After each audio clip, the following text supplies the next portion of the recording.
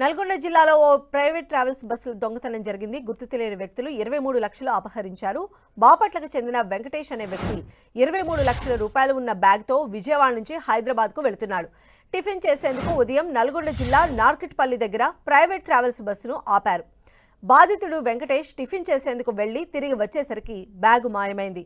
వెంటనే నార్కెట్పల్లి పోలీసులకు ఫిర్యాదు చేశారు. అయితే ఓ వ్యక్తి బస్సు దగ్గర అనుమానాస్పదంగా తిరిగి డబ్బు ఉన్న బ్యాగును తీసుకువెళ్లినట్లు సీసీ కెమెరాల్లో రికార్డ్ అయింది.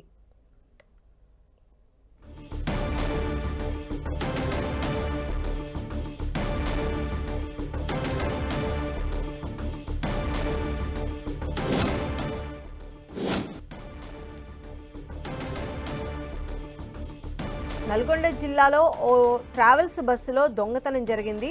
ఆ దొంగతనానికి సంబంధించిన విజువల్స్ మనం 10 టీవీ స్క్రీన్ పైన చూస్తూ ఉన్నాము. ఒక గుర్తు తెలియని వ్యక్తి అక్కడ అనుమానాస్పదంగా సంచరిస్తూ బస్సు లోపలికి వెళ్ళి ఒక బ్యాగ్తో బయటకు వెళ్తున్నటువంటి దృశ్యాలు అయితే పోలీసులు ఐడెంటిఫై చేశారు. మొత్తం 23 లక్షలు అపహరించినట్టుగా కూడా చెప్తూ ఉన్నారు.